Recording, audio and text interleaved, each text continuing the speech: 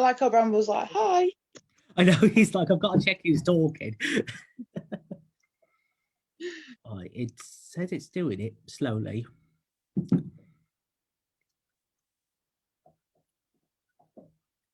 Oh gosh, where's it gone?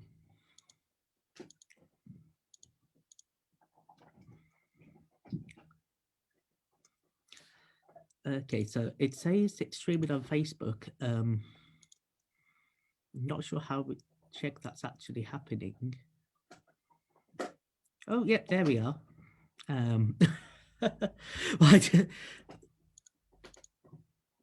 Okay, so Tasha, could you just speak so I can check that it's going through on your side as well? Yep, it's working this side. Yeah.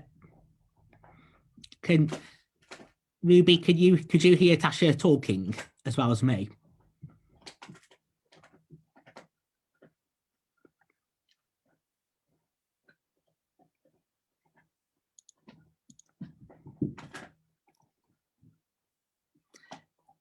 Hello, I think it's all just slightly delaying. And can you hear me talking? Yep, you can all, oh great, you can hear us. Okay, that's great. So I'm just gonna put it onto the screen share, onto the PowerPoint we've got. Sorry about all the technical bits. We have no idea what we're doing basically. So we're just kind of winging it and it's not all going to plan. So I'm just trying to make sure I can see both the chat box and, oh, there we go. Okay. So I'm Briar. I own Briar Dog Training. I'm a dog trainer. I use 4-3 methods. As it took me out again. There we go. So I am an ambulatory wheelchair user. So I can stand and walk sometimes, but I use the wheelchair a lot. I do everything from pet dog training to assistance dog training. I compete in sports, both on my legs and on my wheelchair, in my wheelchair, sorry. And Tasha, if you want to introduce yourself. Yep. Hi, I'm Tasha. I run Miyagi's Dog Training and Behaviour Services. I'm the same as Briar. I do the assistance dog training as well. Just started more to go into sports now as well. Even though I was from a sports background years ago. So now I'm starting to do like more hoopers, rally, that kind of thing. But I only do fun dog sports anyway. And I'm different to Briar, so I'm in a wheelchair full time now. So that's been a big transition. And I mostly work with pet dogs as well. Okay, so what we're going to try and do is we're going to show a presentation, and it sounds at least the sound's getting through. So even if you can't see our faces, you can hear the important bit. So we're going to kind of talk for the next hour on kind of got things on the PowerPoint just to kind of prompt us. If you have any questions at any point, just comment or poke us or however it works on here. And we'll do our best to answer. And at the end, we're going to have time for a question and answer session as well. So, okay. So even before we start talking about ourselves, one of the things that a lot of people worry about with wheelchairs is how do the dogs actually cope with them? Are they going to be scared of them? Are they going to know how to move around them? And generally, they cope pretty well. I find that a lot of dogs who won't approach others will approach me because I'm sat down. And however much we try not to tower over them, it can kind of happen just because we're tall and the dogs are a lot shorter. So I find that dogs who are nervous and anxious are less anxious with me despite the wheelchair. Yeah, I found the same as well, Briar. Because like when you're seated or something that we're taught is if you sit around a dog or even another animal, it's a lot less threatening to them.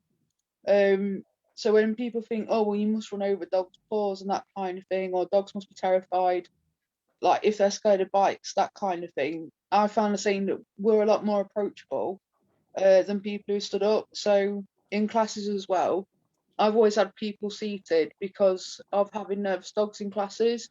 And dogs generally cope a lot better when people are seated rather than standing, because standing can be quite threatening.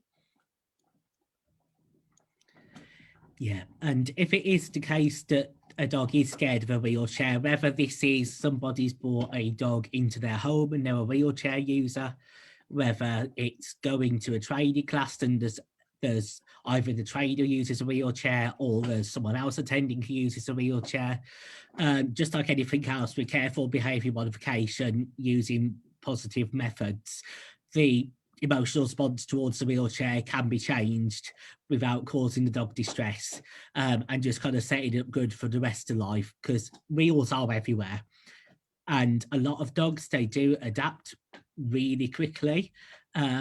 So I've had quite a few puppy clients where the clients contacted me saying, oh, they were fine, but then they went to the park and a bike came past too close, and they're now scared of wheels. And in most cases, within one session, the dog is very happily just charging around me without a care in the world, just from being around the wheelchair. And that then generalizes over to things like bikes as well. So in terms of things, it's generally the dogs cope well with the wheelchairs. It's other people who genuinely don't react so well to wheelchairs and wheelchair users. Yeah, I agree with that one. Because even if a dog's been frightened of a bike, what we know from behaviour is that dogs generalise. So if they're frightened of a bike, it doesn't necessarily mean that they're going to be afraid of a wheelchair. But humans, because it's how humans behave, tend to lump things together rather than looking at the bigger picture. And like you said, with counter conditioning and generalisation, the dogs quickly adapt to it anyway. And like I said, this day and age, it's like we've got loads of bikes around and mobility scooters. That's a really big one where I live. So any dog has to quickly adapt to mobility scooters in my area, because they're just rife more than wheelchairs or bikes or anything else. Mobility scooters are everywhere.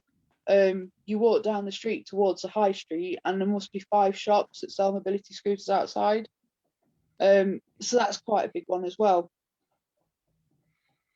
And yeah, I mean, I think there is the kind of difference. So some people use manual wheelchairs, some will use electric, some will use scooters.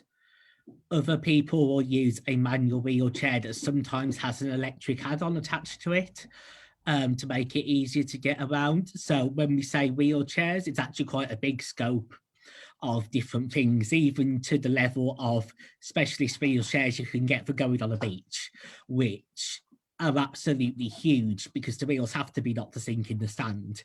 So a wheelchair doesn't just look like what it does on the little blue icon that we have in the emojis. It can come in lots of different forms. So as I mentioned, I'm an ambulatory wheelchair user. At one point, I did have to rely on the wheelchair full time, but because of my condition changing and doing a lot of physio, I am able to walk a lot more now. I can't all the time. So, for example, I collapsed yesterday at the park because I went and decided I'm going to do heel work on my legs rather than just using my wheelchair like I should have. But well, I say you learn, I don't learn. But being ambulatory means that actually you have to teach everything twice, because the dog doesn't automatically generalize walking on a loose lead at heel when you're on your legs as how do they do that walking at a loose lead at heel next to a wheelchair. So you have to generally, if you are a wheelchair user and you're ambulatory, you have to do a bit more training than people who might only use a wheelchair or who might only use their legs. This means, though, that you've got a lot more opportunities to actually train, and you have to get creative to work out things. But this also means that you almost have to get better with your actual mechanical skills and your training skills to be efficient, because you've got to do twice as much. And I've definitely found that being a wheelchair user has moved my training on massively. and that my mechanical skills at this point are a lot better than I think they would have been if I had never had to have the wheelchair in the picture. Yeah, I agree with that as well. Because I used to be ambulatory like Briar. And I said in the last live how I struggled with accepting a wheelchair, and then I was putting myself into positions like Briar. Um, and there was major incidents as well, thinking back. So one dog took me for a flying lesson down the beach, and if you've been on the beach or you know the beach, you know it's not just soft sand. So some of it's quite hard, like concrete. So to land on that is really painful. I tore lots of muscles and fractured bones as well. And again, it's even with a walking aid, that person has to adapt how they handle a dog. Um, so using a walking aid, you've technically lost a hand because you're putting all that pressure onto the walking aid, trying to treat your dog, hold the dog's lead, work with the dog, communicate with the dog, make sure the dog's okay with stick, because that's another thing that people are concerned about, that dogs aren't okay with sticks or crutches. So it's quite difficult, really. And until you're in these positions, I think people don't really think about it. And like Briar said, we have to work twice as hard, or maybe 3 times as hard. Because I know Briar sometimes walks with sticks, sometimes you walk with crutches, don't you, Briar? Yeah. And I was using like a walking stick, but it can get taken out by dogs. So when they're charging around the field doing zoomies, you can quickly get pushed over. They can knock your stick from underneath you, so you've got to be quite fast thinking. Otherwise, like Briar falling yesterday, that happens quite a lot. And before my condition got really bad, I was trying to start doing dry land mushing with my dogs. And then I had a fall whilst I was doing it, and then that kind of put me off again because my leg got all jarred up in the scooter, and it wasn't very nice. But even things like that, taking it for granted, where like you'd normally be stood up and then you can use your body weight to manipulate the scooter. Even with that, now I've got to start looking at getting one with a chair on. So even things like that's quite difficult, and it's about relearning how to manage a scooter all over again that you're going to be seated on. So really, we ask quite a lot of the dogs if we're wheelchair users or ambulatory, because there's a lot more that the dog has to learn for us to have a really nice cooperative relationship. Because obviously we don't want our dogs to be frightened, and we don't want the dogs that we're working with to be frightened. But it's amazing how quickly dogs adapt to different things that we ask of them. And as long as they have nice experiences with it and it's not horrible, they aren't run over anything. Because I have seen that with scooters in the past with clients. But I think wheelchairs different again because you're hyper aware, and you can't go that fast, but you can brake very fast in a wheelchair, I found. So it's more, I personally think from the human side, we tend to be more scared of going too fast and the dog not being able to cope with it, rather than going too fast and not taking the dog's needs into consideration.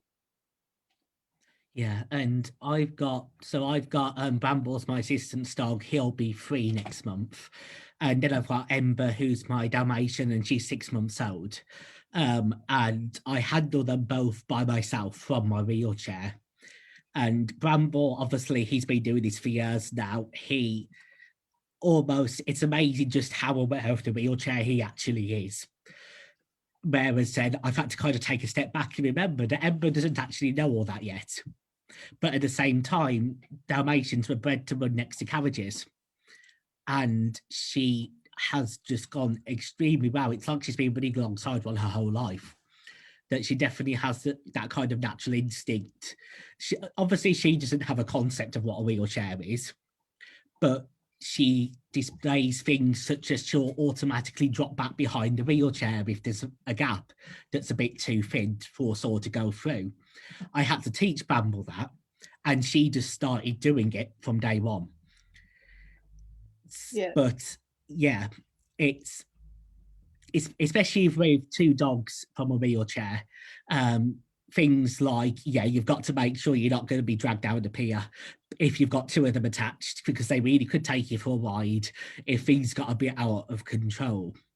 Yeah. But yeah, I find that generally at my training classes, I have a lot of people who've got mobility difficulties or use mobility aids, because we're kind of loosely associated with assistance dog charity. So there's a lot of crossover with clients. But so at the classes, I use my wheelchair, I use my stick, I use my crutches, I use nothing. Sometimes I use Bramble with his mobility harness. And actually having those present has never caused a problem for any of the dogs, and they all react quite well to that chopping and changing. Yeah. Yeah. Dogs don't seem to hold any discrimination whatsoever. Yeah. It's like with the wheelchair, the dogs know from using the remote on it to drive it. If it clicks, that means it will come into a stop, and you'll just see the dogs just stop and then they'll go into an automatic sit. And not that I've trained them to do that, it's just that they've learned how to listen to the wheelchair, and then they predict my actions from the wheelchair. So that's really good as well, because obviously the dogs are thinking about it mechanical wise as well. And it's not just a case of me having to train them to work the wheelchair. And like recall as well, we've got to be even more efficient, because if you've got a dog on a long line, if you're stood up, you're what I call spongy. So if the dog pulls too far, you've got some give in your shoulder and elbow to go with the dog, or you could even jog and run until the dog does come to a stop. In a wheelchair, we can't do that. So wheelchairs can get stuck easily, whether it be a pothole or there's a rabbit hole or a molehill, and even when there's just like holes in the grass. So we've got to be super alert and vigilant. So like training on a long line, we've got to teach them where the end of that lead is and to come straight back, like as soon as they start to feel tension might be coming, so that they don't have an adverse experience on a long line. Yeah, and because Bramble, he just basically he reads my body language so well to know what the wheelchair's going to do. But one of my fears early on was always recall, because if you don't have mobility problems, you can run after your dog if it did happen that they didn't come back. If you're in a wheelchair sat at the bottom of a hill, you don't really have a chance. So if you know that your dog's recall isn't reliable, you have to be more hyper aware and prepared of actually that you're not going to let them off if you know they're probably not going to come back, because you don't have the capacity to necessarily intervene if things do start to go wrong. Yeah. And yeah, and the same with kind of the bungee kind of thing. So I use a manual wheelchair, so I have to use both my hands for pushing the wheelchair, which means I have 0 hands left for anything else. So I've had to get really good at propelling myself, but then also handling treats, handling the lead, doing hand signals, and actually moving between all of those really fluently to allow me to actually do anything rather than my hands just being stuck on the wheels to get me going. Now I've got 2 dogs, it's twice the work, and I could probably do with another couple of pair of hands. Oh, Bramble wants to say hello. Come on, mister. But so it does take careful consideration, but it is possible. And I've seen quite a lot of people get shocked when they see. A lot of people seem shocked when I have one dog, sorry, let alone when I appear with 2 dogs by myself in a wheelchair, because there's this misconception that a lot of people have that actually disabled people who use wheelchairs, they couldn't train a dog, they can't control a dog, let alone have 2 of them attached. So you get a lot of looks and stares and kind of comments behind closed breath and stuff. And that kind of extends to being a trainer, that sometimes people don't believe that you could be capable of being a dog trainer because you have to use a wheelchair, or they think that, oh, someone else must have trained a dog.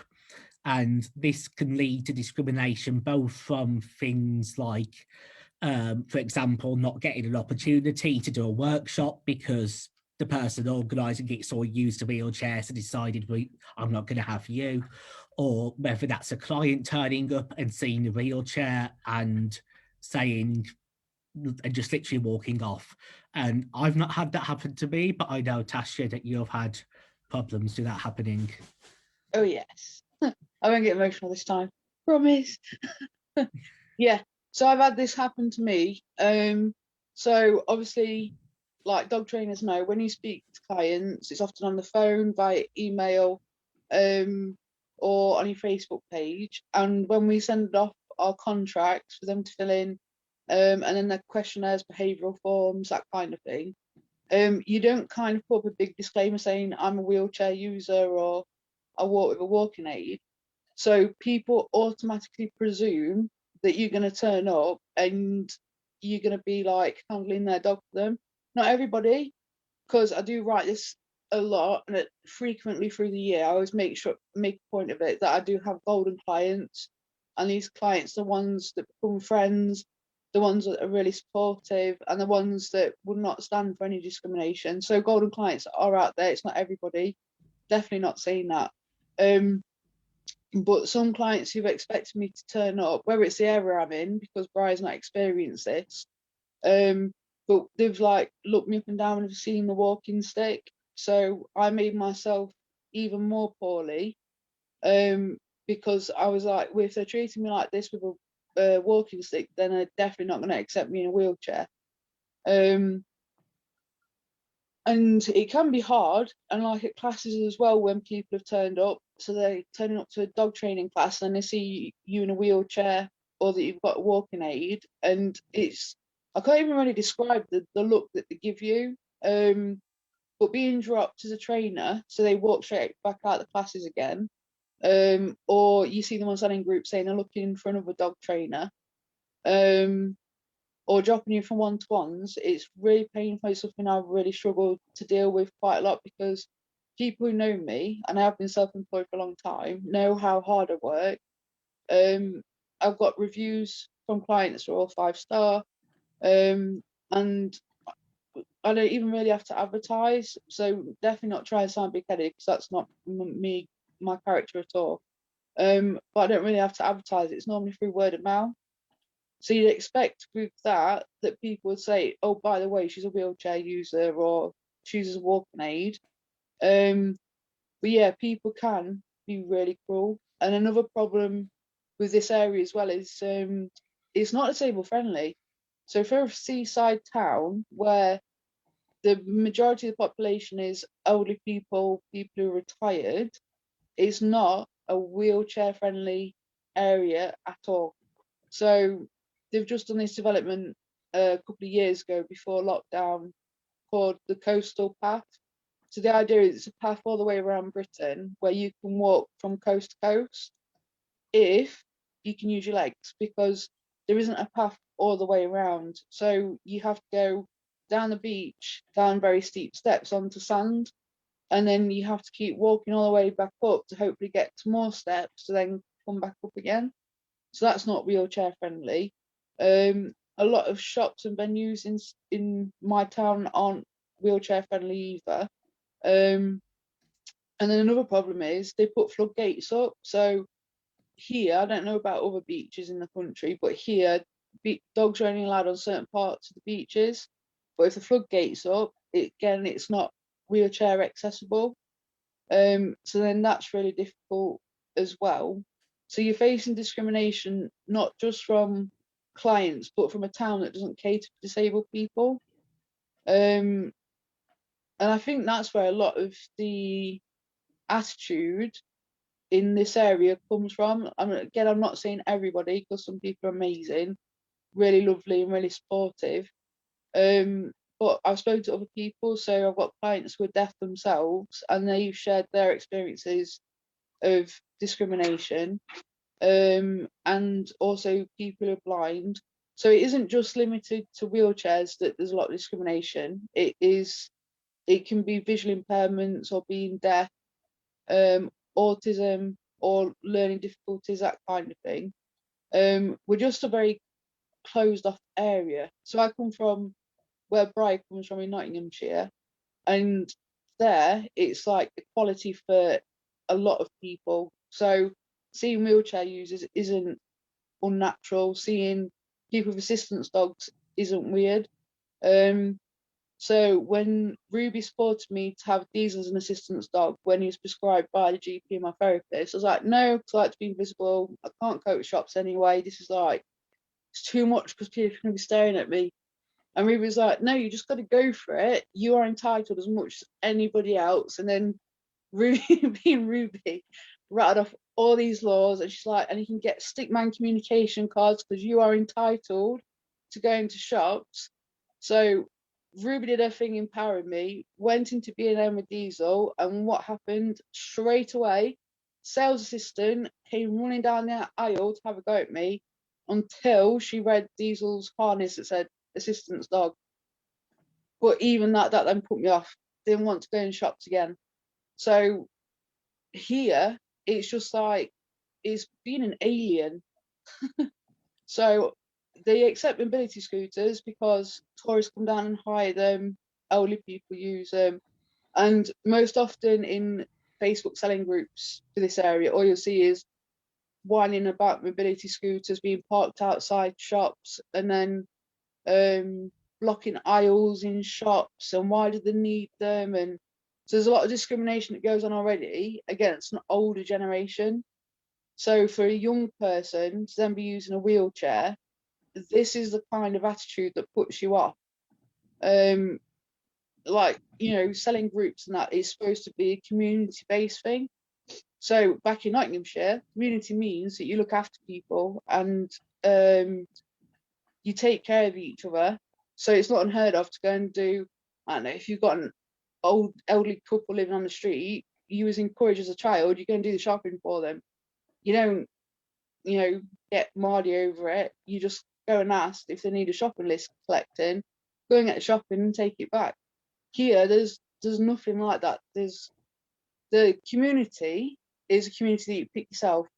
So it's your friends, that is your community in this area. But there isn't a sense of communities and people pulling together to look after each other. So it is very isolating. And this is what I mean about the discrimination in this town. And I don't think it's limited to seaside towns either. I'm sure it happens in lots and lots of places. But again, like I said, it's not just having a wheelchair or walking aid, even having an assistance dog, you just get looked at like you're an alien. And obviously, employees aren't educated either, because for a sales assistant coming up to me in B&M to tell me that dogs aren't allowed in, but I've just seen on his harness it says an assistance dog. It's not very good, and especially for someone with anxiety and PTSD, that was quite a lot for me to deal with. And having to pick dog-friendly places like garden centres and stuff to do his public access test, it shouldn't have to be that way. Ruby's right that I should be able to go into any shop that I want, or like Briar does. Like you go into Tesco's and different places, Briar, don't you film it with Bramble picking items up for you. So it should be like that in every town. It shouldn't just be like that in certain areas where it's accepted. And I felt so embarrassed. I actually wrote a letter to the manager of B&M saying, I've got an assistance dog, I can show you his folder. And like he needs to come in the shop with me so that I can cope going into a shop. And I spoke to the manager and she was like, you don't need to do that at all. We know who you are. And she said, if anyone does that again, then obviously she'll have a word with them in the office. But being made to feel that you've got to write a letter and explain yourself, and then be willing to share very private details from your assistance dog's folder, is quite a big deal to deal with that kind of discrimination. So I definitely think that a lot more education needs to be given to everybody. So it's not just aimed at clients, it's across the board. That people need educated, and like Briar said before, getting your wheelchair into the car and then moving around to the side of the car, the dirty looks that you've been given by people, because people don't understand you don't have to be in a wheelchair full time. It's not a nice experience, is it? No, and it kind of, because obviously Bramble, even though I do use a wheelchair, he's primarily my mental health and autism assistance dog. I trained him with Darwin dogs, who I'm now a trainer for. But people presume that because he's my assistant's dog, it will be, they either presume that I'm ex-military and that I'm in a wheelchair because I was involved in a war injury of some sort. Generally, because I'm young, I normally have a shaved head, I have a wheelchair and a dog, so I must be military in a lot of people's eyes, or they just can't, the thought that the assistant's dog could be something not for a physical condition or not for a sensory condition such as visual impairment doesn't go through a lot of people's minds as well. And when you're a dog trainer, when you turn up to a client, but you've also you need your assistant's dog there, it does make complications trying to arrange. So actually your dog is being safe. So for example, you're not putting them in a situation where you're dealing with an aggressive dog, because that's not their safety, but then trying to accommodate to still, so that you can still actually access that. But then another part of your brain, which at least for me tells you, well, if you need these accommodations, you're not a good trainer. You're not as good as the others because you need all this. And it is those little things that start digging into your mind. And depending on what the rest of the world does, it then impacts how you actually internalize or externalize that. Because I compete with Bramble, and hopefully will be with Ember when she's a lot bigger. We've competed very successfully, both on my legs and on wheels. Sometimes not meaning to. So, for example, last year, Crufts, I was determined if it killed me, I was going to go round and do my round walking. I was absolutely adamant that that's what I was going to do, and I did it. And I was in the wheelchair for a good few weeks after that because of how far I pushed myself just to be able to walk those few minutes. But for me at that point, it was worth it. Whereas I can't do that for every client I see, because after a day, I'd probably collapse before the end of the day, or something would dislocate and then A&E or something would happen and all that sort of stuff. So it does take something to be able to accept that actually I need these accommodations, I have these differences, but that's okay. Because I'm quite lucky that I have a lot of disabled clients, both in classes, one-to-ones, as well as the assistant's dog work. And I like to think that they see me sat there in a wheelchair and they think, I feel safe to come to this class.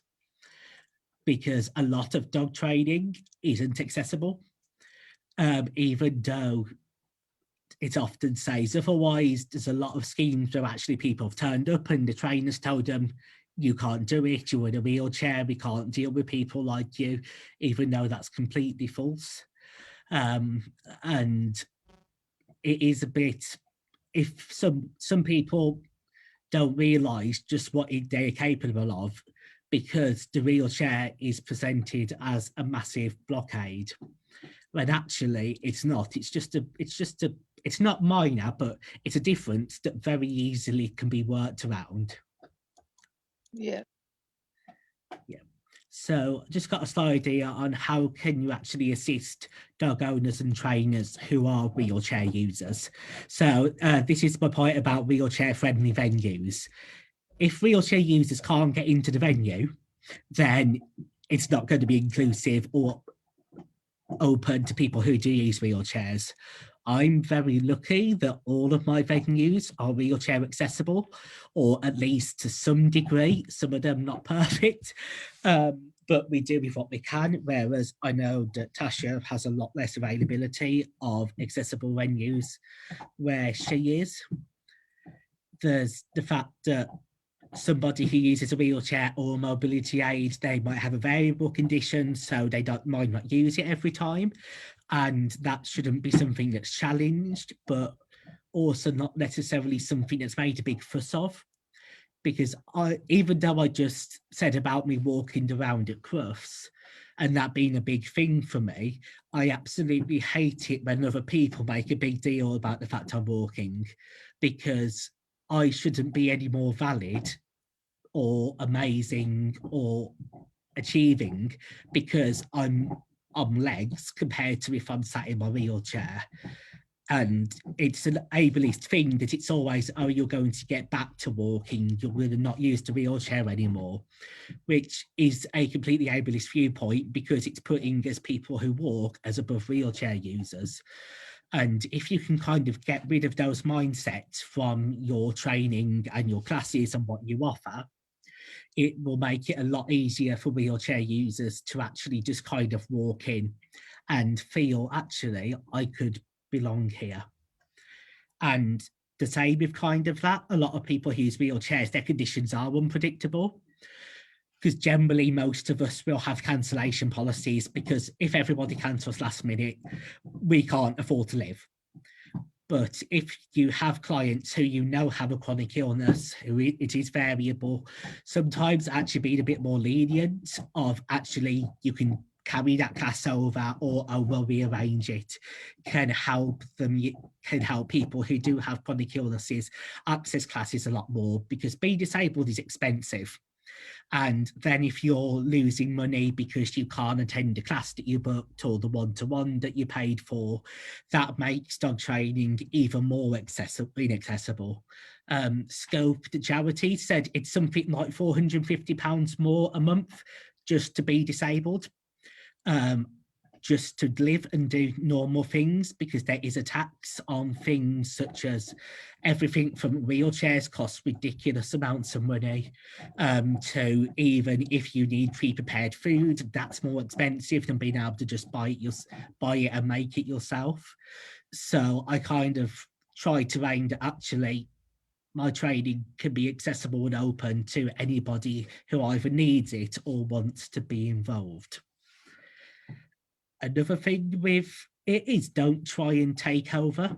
If somebody turns up with a dog and they use a wheelchair, then they likely already have techniques they're using to handle their dog and train from a wheelchair.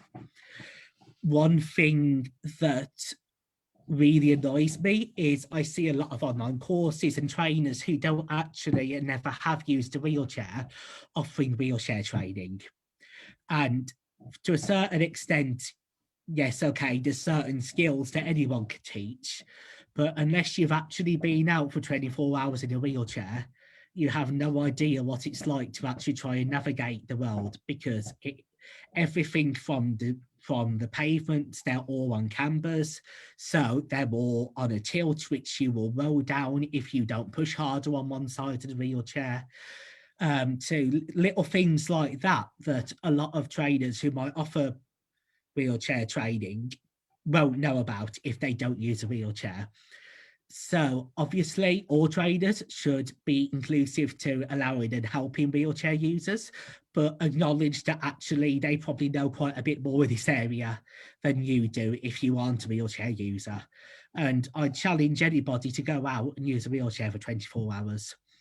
And one of my PAs, she said that years ago, she went to a disability training day and they had to basically gain the disability that they were going to be working with for the day. So she had to be completely reliant on a wheelchair. She couldn't transfer without assistance. And she said that just one day completely changed her outlook on what it's like to be disabled in the world. And for example, there was a talk earlier on making training accessible for people with visual impairments. I don't have a visual impairment.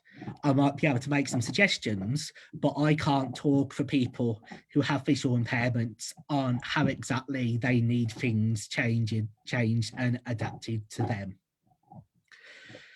Ask us questions, though. We know you're not psychic and that you don't automatically somehow through magic know how we train or the difficulties or challenges we may face. Most people are very open.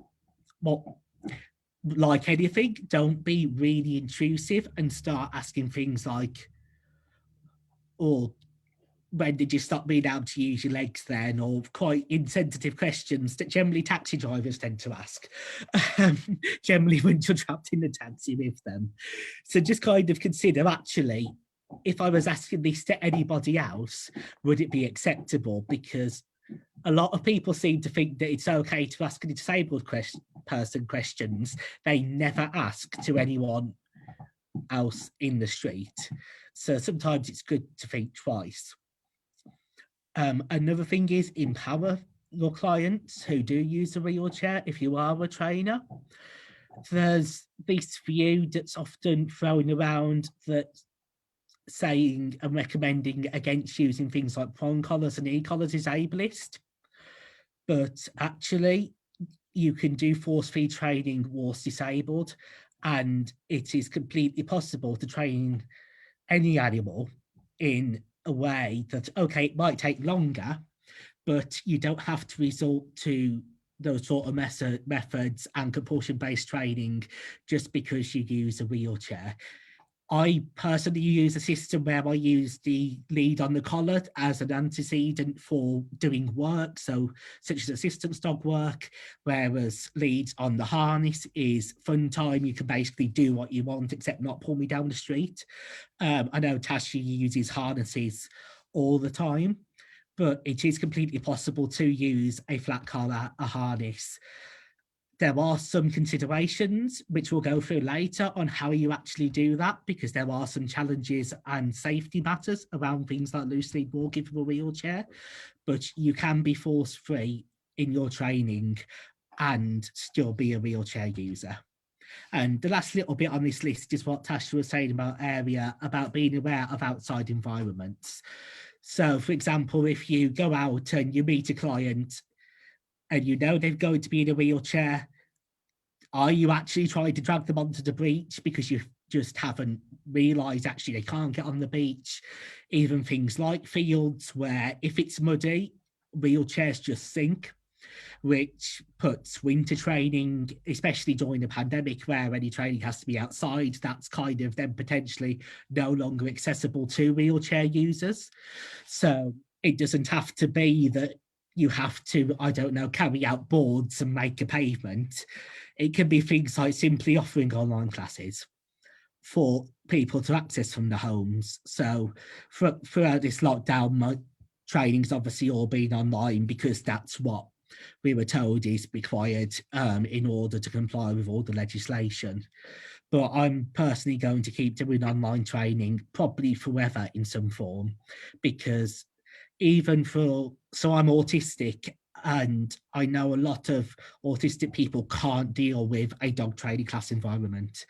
It's just too intense, too loud, sensory processing happens, you can't understand what's being said.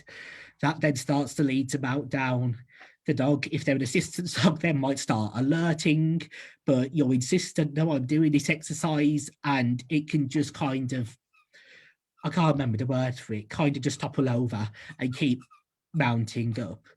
So offering different types of training to lots of different needs, I think is quite a good kind of aim to keep up long term. Yeah.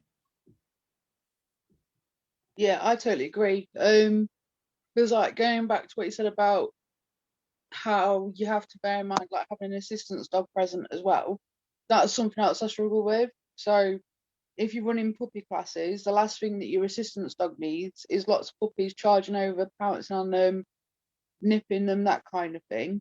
So again, you end up masking as well, because then you think, well, if I'm working with puppies or a reactive dog, it's not going to be wise to take the assistance dog, so I'm just going to have to kind of suck it up, which is what I was doing a lot before lockdown as well, at my own expense again. So before lockdown, I was giving up a lot of what I needed and then becoming really overloaded, and then mostly crying to Ruby on the phone or texting Ruby saying I can't cope anymore, or just going into complete shutdown and I can't cope communication at all. And yes, you can say, so don't allow puppy play at classes then, or make sure there's a decent distance for reactive dogs. But working with behaviour as well, it's you, like with reactive dogs, it's their emotional state. If your assistance dog's presence is enough to cause a negative emotional state, then that can be classed as aversive. So you have this whole moral dilemma going on. So it's brilliant being a behaviourist, but once you start delving into behaviour, you're going down a rabbit hole and you're starting to think of things that, you know, people go, well, but that's common sense now you've said it. but it's not blatantly obvious difference like between training and being a behaviorist. So your mind, and again, like Briar said, being autistic goes into overload, and then you start thinking of all these different possible scenarios. And then the other problem you have as well, as much as you communicate at a class, and I know some of you agree, some of you probably won't, but some might, it doesn't matter how much you communicate at class, please keep your dogs on lead, or please don't let them off until I say, or we'll have play at the end. There is always somebody who has to drop the lead accidentally on purpose, or they're just saying hello. And it's like, no, because this isn't good, and you're disrupting the class, and but you can't say anything because you don't want to come across as rude or being negative. So this is the other problem you have as well, because you can't control humans. So I always keep my classes like down to 6 people. I mean, the rooms aren't a massive amount anyway, but I do know of other trainers who will try and cram 30 people into these places, and I have no idea why, because that'd be too much for me. But even communicating with 6 people, it's a lot, because you've got 6 humans with 6 dogs, and sometimes, like some people I am trying to help and aid will bring their trainee assistance dogs to these classes, as well as a dog at the training, like Briar. So Briar's got Bramble, and then he's got Ember. So, for example, if Briar wasn't a trainer and was coming to my class, I'd have to be mindful that Bramble's going to be present to help Briar, and then Ember's going to be present to be learning. So I know, running through a risk assessment in my brain, that Bramble might find it really stressful being surrounded by 6 other Embers who are trying to bite his ears and pull on him and that kind of thing. And some dogs don't tolerate it. I know Ruby was really nervous of Betsy coming to my puppy class because she was worried about how Betsy was going to react, and Betsy actually did absolutely fantastic because of how the class was managed, and obviously Ruby managing Betsy, and Betsy was brilliant.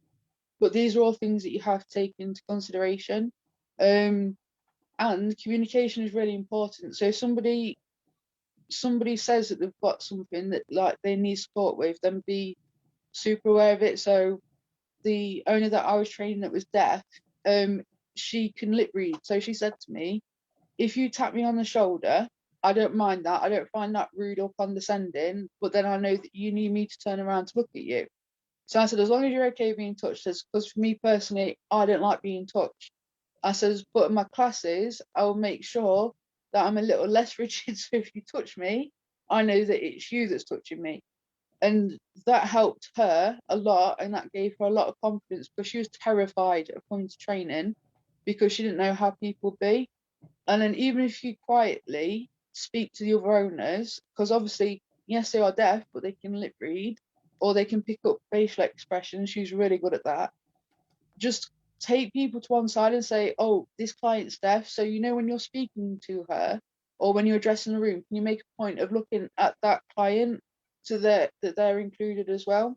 And then another thing that I've always done at classes, because I'm super awkward and anxiety rules my life. So whenever I meet new clients, don't care who they are, I'm always terrified. And I think that this new client joining is going to be judging me, and they won't like me for whatever reason, and I'm not good enough, and imposter syndrome, because imposter syndrome rules my life. But like as an icebreaking exercise, I'll ask people to introduce themselves, because my classes just keep running, so there isn't like a 6-week block you get a certificate. It's you only pay for 6 weeks because of the rent falls that way, but you come for as long as you need to, because a lot of the people who do come, it is their social life. So whether they're a mum or a dad, or whether they have learning needs and they don't want to like display it to the world, kind of like me sort of thing, it's a nice community for them to stay in, to keep coming somewhere to train their dog, and we just keep moving on different things each time. But when a space does become available and I bring somebody else in, I just say, can everyone introduce themselves, and we just go off from there, sort of thing. And then as soon as somebody starts to experience frustration because their dog's not doing that behavior that you just demonstrated, instead of making a point of embarrassing them or making them stand up and doing it with their dog, I break it down first. So I say, well, what do you do for a living? And they'll say, nurse practitioner. I say, forget it, never do that job. Like, you guys are insane because you draw bloods and everything, you do labs and no, your job's just like way too hard. And then another person will say teacher, and I say, teaching 36 kids an hour? No, not a chance, too much. And then when you start breaking it down, and then they start to see that you're not a god, because a lot of people do put you up on that pedestal straight away, then that's when people start talking to you, and then they start trusting you. Because when I've had feedback from clients, they've also been petrified of coming to classes. They may have had a bad experience at another dog training class. So some people come to me, been to another dog training class, something bad happened, they didn't like it, so then they thought they'd come to me. But the first thing that happens is they put the back up. So they don't trust me. They expect that I'm going to be just like the other person, and they're just doing it so they can say, well, I've tried so many different dog trainers, none of it works for me, it's just not the right fit, sort of thing. Or I've had several clients come to me who said, we tried training 7 years ago and we didn't get the certificate. It was made to feel like outsiders. My dog was classed as too reactive. My dog was classed as too destructive, that kind of thing. And then these people have then lived with a reactive dog, not been walking it. They've been out of the loop, so they haven't learned anything about like dog body language, dog communication, enrichment, that kind of thing. And then they think, well, I'll give it a shot because my friend goes to this dog trainer and I'll see what it's like. So straight away, you have to take down these walls. So what I'm getting at is it's the same with people like me and Briar, or other people with whatever need that they have. You've got to start breaking down the walls. And if you don't do that, because we are very scared anyway, we're not likely going to want to come back. And like I said, for me personally, like maskings, not taking diesel places with me, not using the wheelchair, that kind of thing, it is actually classed as self-harm. So it's a very dangerous thing for someone to be doing. And I'm sure if my clients knew that I'd been doing all of this stuff, they'd be heartbroken, because when I fell in front of them, had accidents and ended up in hospital, they've been really upset. And that's not on them, that's on me, because I was too scared to use my wheelchair because of how individuals made me feel. So not everybody, but certain individuals. And I'm pretty sure that most of you guys wouldn't want people to feel this way either. But sometimes, like Briar said, it's like, let's empower you because you're walking today. And you might think you're doing a really nice thing, but for that person, they've then gone home thinking, well, everybody expects me to walk. Everybody thinks the end goal is that I need to walk. And that can be a lot of pressure on somebody. So it's just being a bit mindful. So like your venues, like Briar said, you went to a football pitch and it was uphill. So they said it was wheelchair friendly, and it actually wasn't, because you'd have to get your wheelchair up this hill, sort of thing. So a certain venue where I'm at, which is a pet shop, has a lift. So the lift does mean that I can go upstairs to train classes, but the handle is on the outside. So I can get myself in the wheelchair. But then if you think about it, reversing out into a door, you can't turn the wheelchair around. So when the door comes, because it's like automatically closes, it smacks into the wheelchair. So for someone with a chronic pain condition, I'm in extreme pain already. And because we're the trainer, we like to be there first set up, there's not normally somebody else there to help to open the door or just put it on the hinge so that it stays open. So you're constantly getting smacked in the back on your handles by a door that's insisting on closing, because that's how it's mechanically been made. So even that kind of thing, you can then say, well, it's wheelchair friendly, but it kind of isn't. So how can we go one step further to make it even safer? Some workshops and seminars I've been to, it's been up a flight of stairs.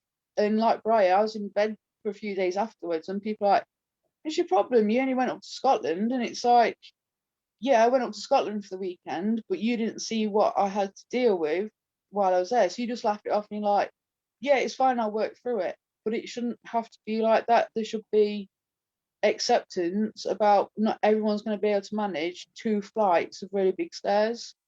And like at the cinemas as well, with it being stairs and a lot of seminars and workshops are held at cinemas, then that's quite hard as well. And one seminar I was at, I was really struggling with pain. It's a long drive up to Scotland from where I live, and it's those horrible chairs in cinemas that like fold up, and I was really struggling. Oh, the pain! and I was trying to sit through, trying to be invisible, but people see that I was like shuffling and changing position, and you start getting tucks and sighs, and then you just like, that's it, can't cope. So then the anxiety kicks in, and then sensory overload kicks in. Like, I don't want to be here anymore. And you start like feeling you're on the edge of a panic attack. Luckily, the next day somebody rescued me. We went and sat in a big empty area right at the bottom. So you got neck strain and that was it. But things like this, these are the things that I'm trying to say that need to be taken into consideration to help everybody. So like when Ruby came here to do workshops, it's like, what do you need, Ruby? What do you need to be more comfortable whilst you're here? And even people that don't have any issues at all that they've disclosed, it's just polite to say, is there anything that you need to make your time here more comfortable? Because they don't have to disclose anything then, but they could say, well, if you could provide this, that would be really helpful. Or, you know, sometimes I've got back pain.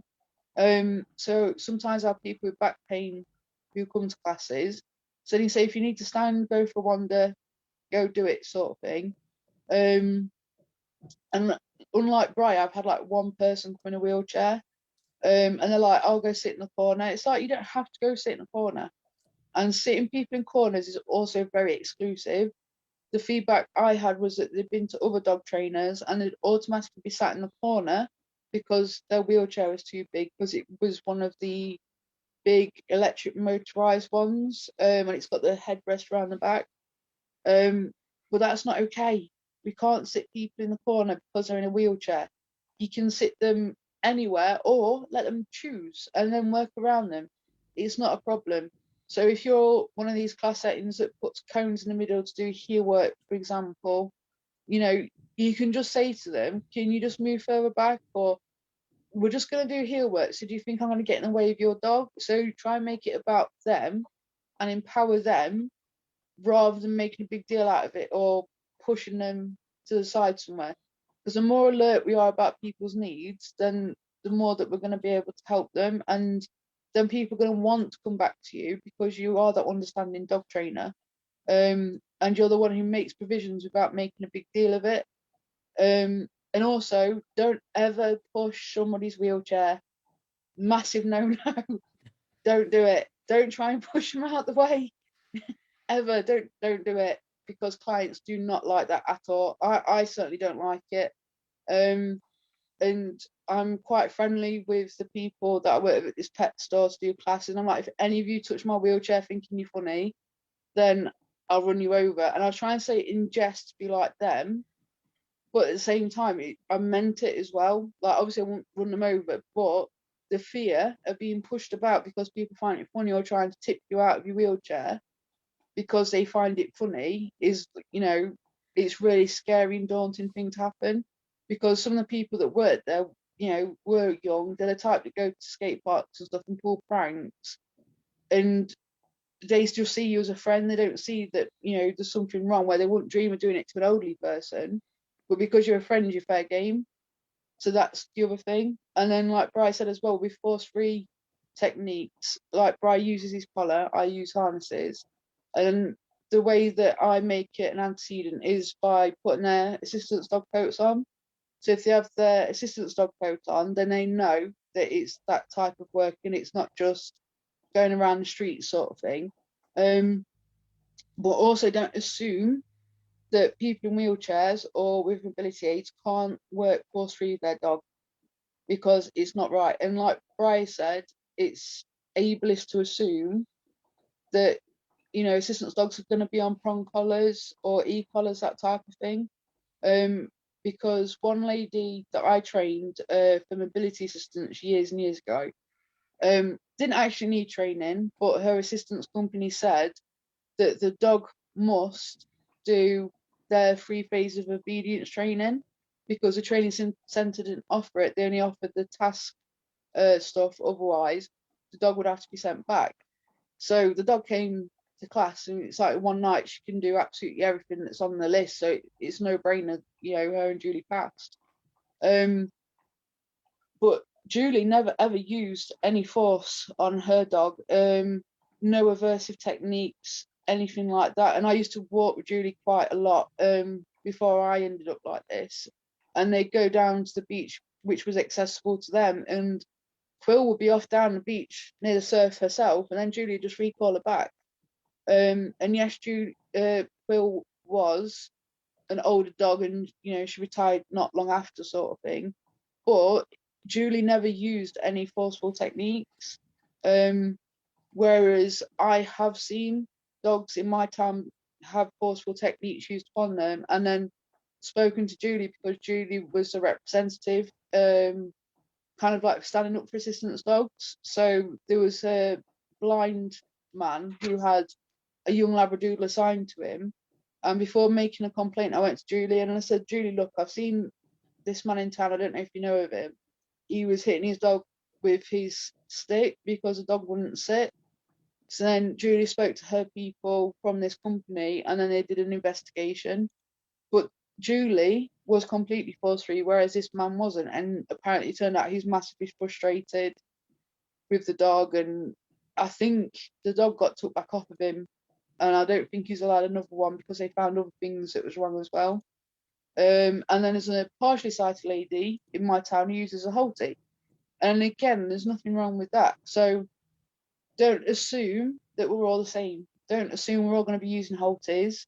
Don't assume that we can't do force free. And don't assume that we're all going to be using prongs and choke collars, because it's just not. And I actually have a lot of elderly owners who feel that they need to walk on a Holtie because of the size of their dog, and they've been to training previously, and Holties were encouraged in the 90s. So apparently if you went to classes in the 90s, this area, I'm guessing, and where they've come from, it was encouraged in their classes. I don't know about all of the country, but it was encouraged to use Holties, and Holties were the best thing to walk your dog on to get a nice loose lead. But then obviously it's up to us as trainers to train them to walk loose lead, like force free, and then the wheelchair users to do it hands free, like me and Briar do. So then you just treat the dog, you're positively reinforcing it, but you just don't make assumptions, because it's not very nice. And also it can make people feel alienated, and again they won't want to come back. So I'm not having a go about Holties or anything like that, but just don't assume that because you've got a wheelchair user coming, their dog's going to be in a Holtie. And don't start preparing a speech about you don't like Holties and they're not very nice and they can do this damage to the neck. Try and form a friendship first with the person and show them how force-free techniques are different and how the dog benefits from force-free techniques before trying to then start educating them on like why you don't like Holties and different tools and that kind of thing. Because that person probably has never been to a dog training before, or they haven't been to one since they've needed mobility aids, and they're probably really scared. And what they need from us is someone who's going to show understanding and compassion, not somebody who's going to tear them down. And like Briar said, a lot of the groups on assistance dog groups, not all of them, definitely not all of them, but some of them, Ruby added me to a few, and all I saw straight away was prong collars and chokers, and it made me really uncomfortable. I need to speak to Ruby about this, and I spoke to Briar about this as well. And this is why I put it in the PowerPoint presentation, and this is why Briar raised it as well, because Briar sees it as ableist to assume, that assistance dogs are going to be used with this stuff, because I know I don't. So I was struggling with it a little bit because I am kind of new to all of this, or rather new to accepting it, not new in being accepting, because if it was anyone else, I'm the first person to go and support everybody and I would cheer for them, make sure everything's okay for them, but for myself. So I struggled with it quite a lot, and it's like going back and forth with Ruby, like, so how is this okay? So hang on a minute, I don't understand, because when I trained an assistance dog from a charity, forceful techniques weren't allowed and everything had to be done force free, and the only thing that was allowed was a Holtie. So it's really confusing as well. But if you don't understand, ask somebody who does know. You can ask me or ask Briar, ask Ruby, ask people who work with assistance dogs, because there's quite a few out there. And if you ask questions to these people, you can feed it back to your clients, or it just gives you a greater knowledge of what to do, because like Briar said, people train how to be a wheelchair trainer or how to do wheelchair handling techniques, but unless you're in a wheelchair, you don't know how difficult it is. And they won't have experience in getting stuck in potholes, or going past the door frame and the wheelchair getting jammed in and it's hurt your shoulder, or even trying to get over a door entrance. That can be really uncomfortable as well. And like Bryce said, Emma naturally knows how to go behind, whereas Bramble didn't. So sitting on a chair training is completely different again to actually being in a wheelchair and then having to adapt to it. And it's very tiring as well in a manual chair, especially people with chronic pain conditions. So don't assume you know what that person's going through or how it feels for them. And just be friendly about their training techniques, because obviously once you sent your contract out, you sent your behavioural form out, there's going to be a disclaimer somewhere on there anyway saying that you are exclusively force free, your Facebook page, your website. So the person already knows that you're force free, but there's something about you that stood out to them, and that's why they want you to train their dog. So you've already opened a line of communication, and you just need to take it further to help that person. Because like myself, when people come in with aversive tools, I'll say to them, I see you using this, you already know I'm force free. I'm a part of the project trade with Pet Professional Guild. How about you try using a harness instead and a double lead? And if you give me your item, then I will knock £5 off your course or your one-to-one, something like that. So you're taking the equipment off them and you're giving them something for it as well. But you need to make sure you can follow through with the support that you're offering them. So don't jump on them and say that you're part of Project Trade. Just start explaining to them why that tool might not be okay. Even like an extension lead. I mean, me and Ruby both had to call somebody at my puppy class for using an extension lead. So if you explain to them first how extension leads aren't a good idea, people go, oh, okay, I never actually thought of that before. And then they say, so what do you recommend then? And then that's when you can then start educating on the tools that you think work for dogs best. And then you say to them, and how can I help you to use that tool? For example, using a long line with a wheelchair. So you then can start supporting them and working with them on how to use a long line safely with their dog, so their dog doesn't get hurt. You're right, Briar. So my entire screen's gone black. Okay. So I can't actually see anything or do anything. I don't know if you can still see me. I can see you and the cursor. Okay, I can't see anything, which is a bit inconvenient.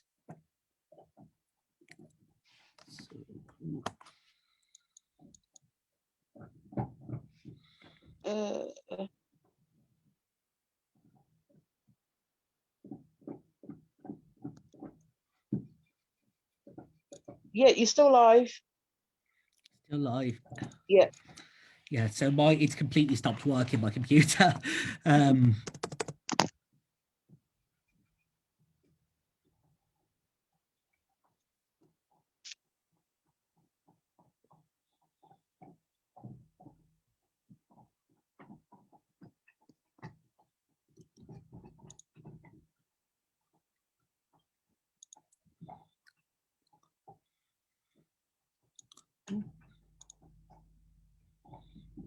Have you still got access to the PowerPoint? Really, I've got some of it back.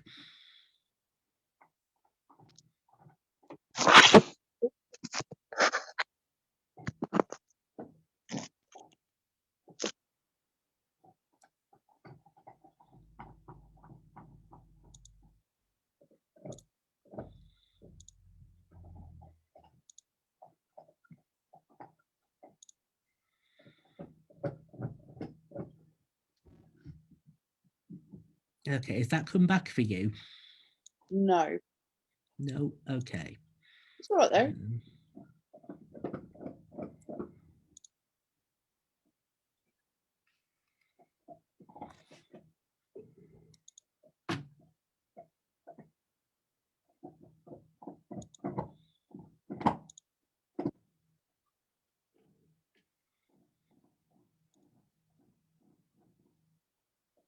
Okay, is that still streaming?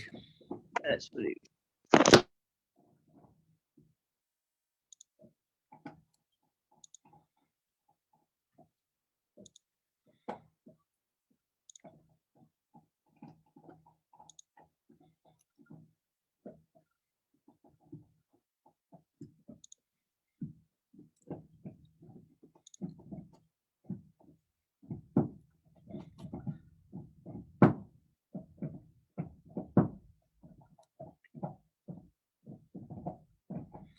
Okay, I think that's back for everyone. Yes, Brill. Okay. Oh, thank God, I could just hear. There we go. I could hear myself speaking back on it.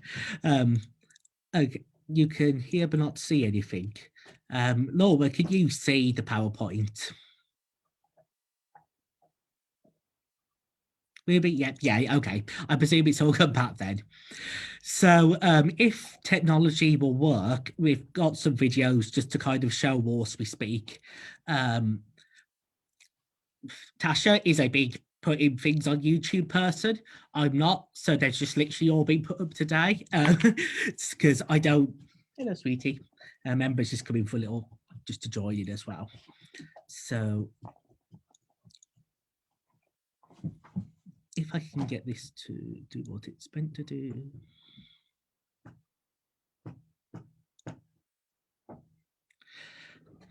Okay, so I'm going to just move that to this.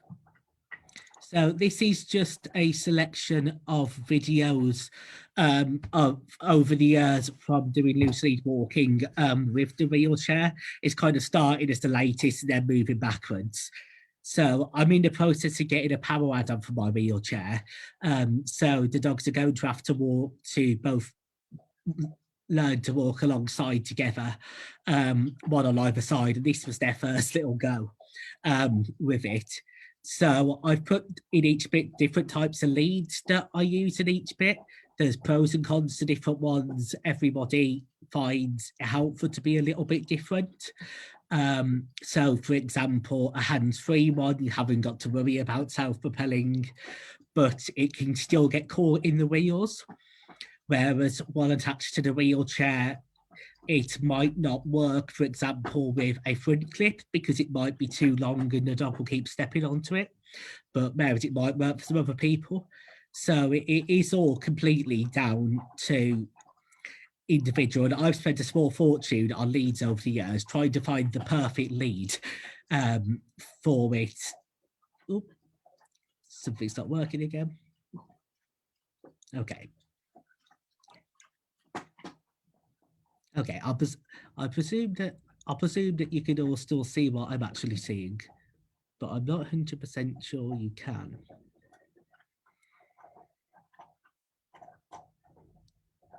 Can see now, Will.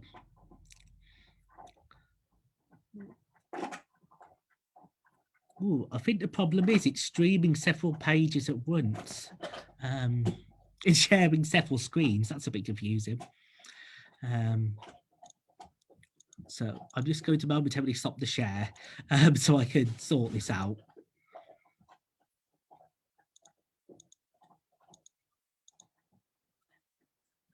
Yeah, I see. I think it's kind of got a bit like a Matrix. It's just you can see everything within everything, which is getting a bit bizarre.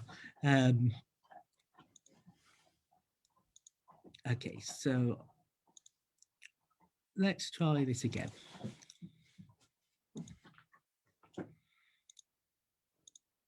Sorry about technology. Not really playing ball today. Not that it probably ever does.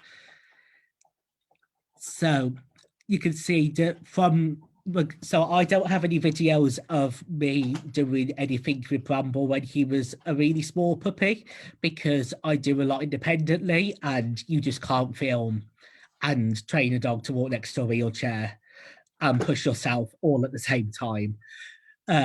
So the earliest is that it goes back to 8 kind of months. It's the earliest one you'll see. And I'll put the links to the videos after. it is, you can actually see how his lucid walking improved over time, going back through it. But for example, this one here, it's a farm environment. It could be quite distracting, but still didn't have to resort to aversives in order to walk Bramble safely. So if it will let me again. So another thing that a lot of people seem to be surprised about is, or worry about, is getting public transport. If you're on legs, you can just walk onto a bus.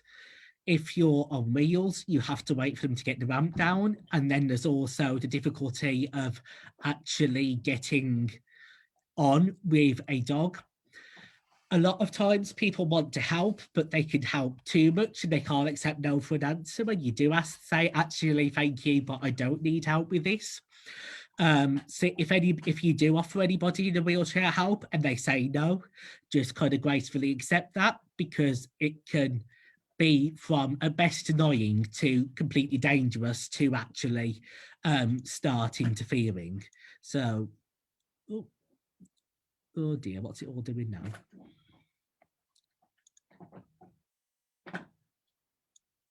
Let's get rid of that one. Okay. So I'm just going to move the share again, screen share, if it'll let me. So Bramble was only about 10 months old when this video was done. So you can see he has to duck behind me in order to get onto the bus. This means I have no idea what he's doing behind me. So I have to trust that actually he's not snuffling and eating the food off the floor. And this sort of skill is something that somebody who doesn't use a wheelchair and has never used a wheelchair on a bus won't know how to do. It's something you've kind of got to experience to be able to understand how to do it. Oh, it's all going off again. So with things like the lead, so there's some danger. So I'm just going to quickly, oh dear. I'm not giving up my day job. I'm not moving to IT because this isn't going well. Okay. Oh dear. Why? Let's just put it back on the PowerPoint because it seemed to like being on that one. Just kind of touch it carefully and not move anything now that it's semi kind of working. So yeah, so one of the things Anne's just said is the problem with the bus drivers is that they drop the ramp. That's something that happened to Bramble when he was about 10 weeks old. He was asleep on my lap and the bus driver dropped it and it scared him and woke him up. Bramble's not scared of a lot of things, but that did really affect him for a little while, which was also difficult because I'm reliant on public transport. So if somebody uses a wheelchair, they may possibly also have conditions which mean they can't drive. So it's this kind of situation where actually I've got to get on the bus. But then I've also got to manage so that I'm not pushing Bramble over threshold back when he was a little puppy that was scared by this, and to do that kind of conditioning and desensitization to make sure that he's okay with it. And it took a few weeks, but after that he's completely fine and he loves getting on buses. He just trots on, drops behind, lies down, gets comfy, gets on with the journey. But there's things like that if you do have a client and you are helping them with their wheelchair and learning to take a dog on the bus, there's all those little additional things that you have to think of. Another thing that we kind of mentioned earlier was an emergency stop. So I use a manual wheelchair. There are situations where you will potentially have to go from moving very fast to putting the brakes on. The thing is with the manual chair, the brake is literally your hands. So you have to learn how to stop very, very quickly. And if your dog's attached to you or the wheelchair, you've got to make sure that they can stop very quickly as well, so that they don't hit the end of the lead and then potentially hurt themselves or have a really aversive experience, but also so that they then don't pull you over. Or, for example, so it might be something like you're going downhill, but then suddenly there's a pothole that you can't avoid, so you've just got to stop. Because if you hit that pothole, you go flying down the street and the wheelchair stops where the pothole is.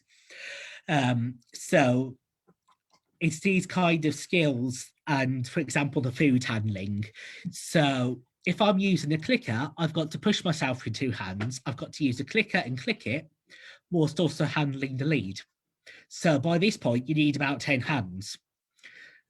So I kind of mentioned about the skills to kind of get used to that earlier. I always recommend teaching loose lead walking without the lead. So obviously you're not going to go into city centre to try this. You'd do it in your house or your garden, because the lead can be very dangerous with a wheelchair. If it's too loose, it can get caught in the wheel, and that then drags either the dog's neck or their back, or the front clip, if they're on a harness, will drag them into the wheel, which is really dangerous. So until you've actually got a good grasp of how to handle the lead safely, I don't recommend training with it at all. With the way that me and Tasha train, we don't actually use the lead as a training tool. It's just there for safety.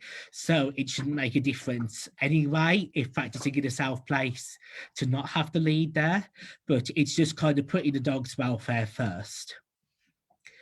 With toys and play, so a lot of seminars and training, and you see, for example, training recall, the person goes charging across the field at a sprint, dragging the toy behind them.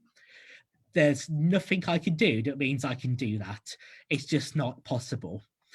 But you just have to adapt how you actually do your play so that it can be done from a wheelchair. So let's see if this will work. Nope, didn't want it to do that.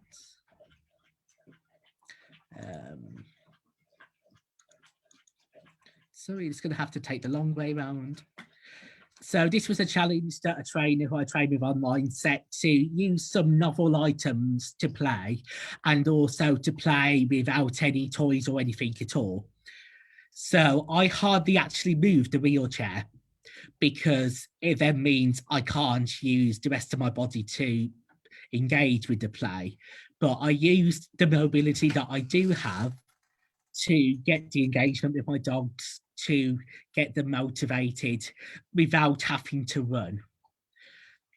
I'm never going to suggest to a client that they necessarily go running across the field, because I know I can't do it.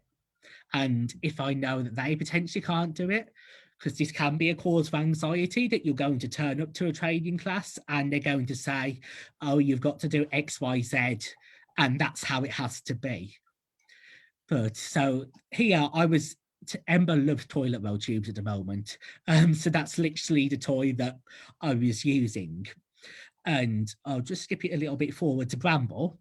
I used a feather duster, which then did permanently bend it. So it's kind of out of use now as a feather duster. But it meant I had bigger reach than I would just having a toy in my hands. Some clients, they feel quite, so whether they use a wheelchair or not, a lot of clients feel embarrassed about getting excited, about looking potentially foolish and doing this sort of play with their dog, because it kind of, if they think, oh, but what's everyone else going to think?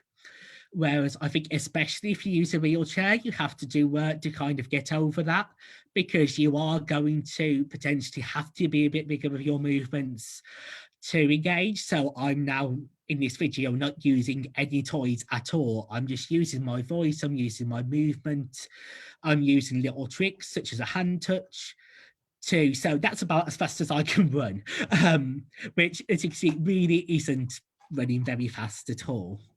So it's just about being creative and thinking.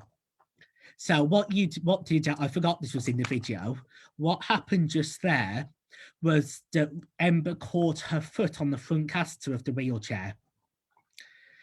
So these are the sort of dangers that can come about.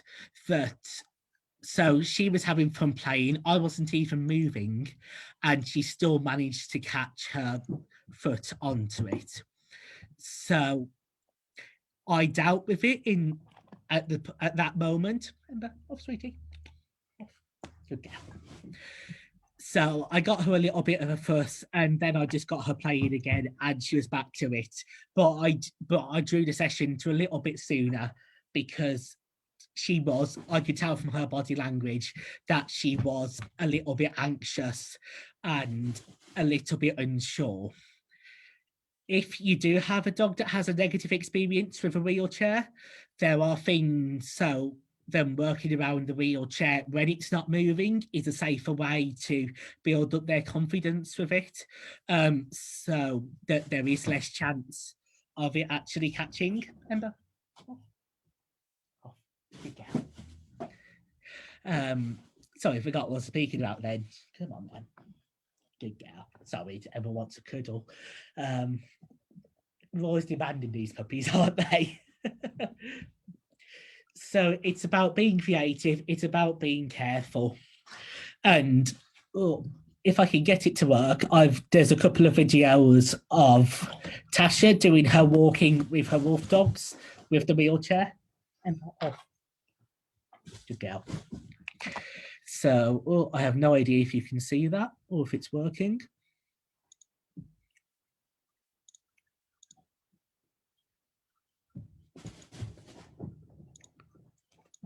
Okay, so hopefully you'll be able to see Ember. Oh, good girl. Come here. Ember. Good girl. Sorry, she keeps trying to get to a bowl of treats that's on top of a cupboard she can't quite reach up to. So hopefully you can see Tasha working with her wolf dogs with the wheelchair. So it's a bit of a misconception as well that a lot of people think that if you use a wheelchair, you can't have big dogs. I think I will always have big dogs. And wolf dogs, they are pretty sizable. I think it's safe to say. But somebody with a wheelchair, it could actually be safer to have a large dog than it will be to have a small breed such as a Yorkshire Terrier, which could very easily get caught underneath the wheels, because you can't see them as well. So it could also be that actually you have the little dog and they like to sit on your lap in the wheelchair. Bramble was devastated when he got too big to sit on my lap in the wheelchair, because he just loved, that's how I did his socializing. He just lay on my lap and we just went around the world. So things such as I raised my puppies myself from 8 weeks without having assistance with them. And it was little things like, oh, actually, it is easier to socialise them when you can just pop them on your lap rather than having to carry them everywhere. So there are actually some pros to actually using the wheelchair rather than being able to do it walking. So I'm just going to try and switch this back to the PowerPoint again. And yes, I think Tasha said about things like the flexi leads. You can use a click out and use a wheelchair. You can use a long line and use a wheelchair. I'm not saying it's as easy it is when you're on 2 legs and you have both your hands free, but it is possible. But I wouldn't be hard on a client if they said, actually, this isn't just working. This just doesn't work for me.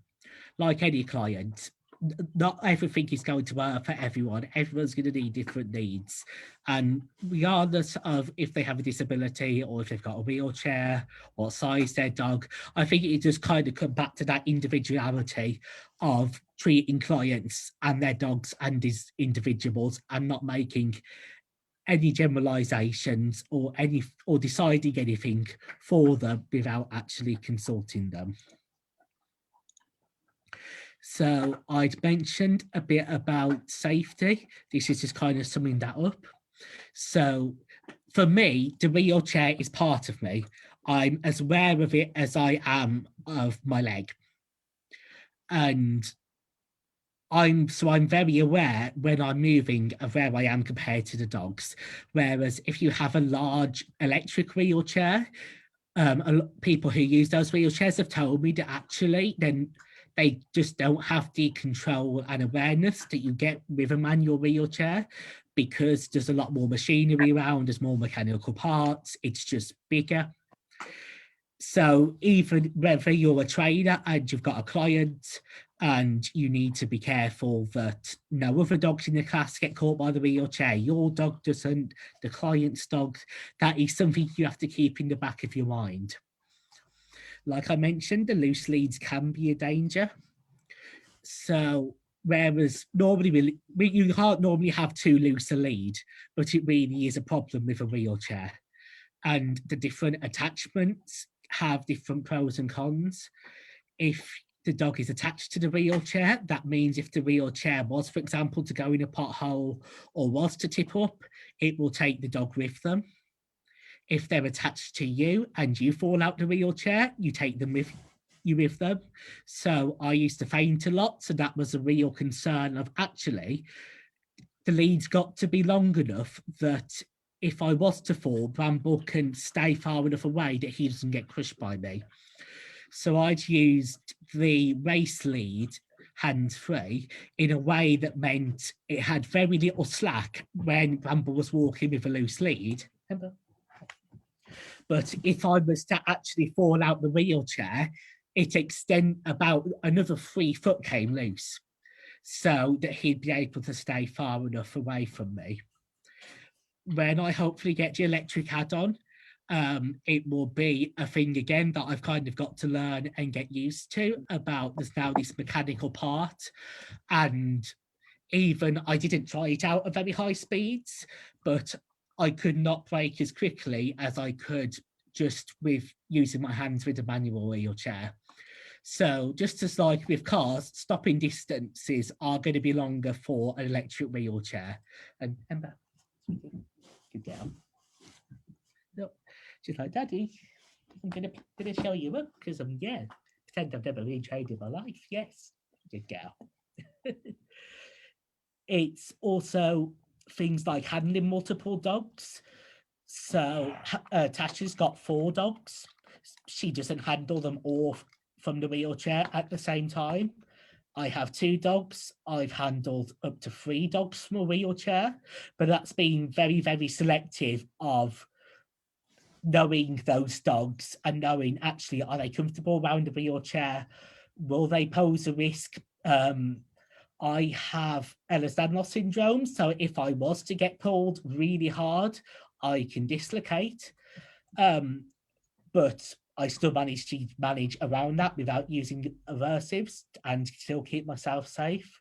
So it's all different little things that we have to just kind of think about. And if you are unsure about anything around a wheelchair, so if you're thinking actually, how's it going to affect my client if a dog was to run out in front of their wheelchair, or it was to tip up, have these conversations. And I think it needs to be had more because it's not something really talked about, even within assistance dog communities.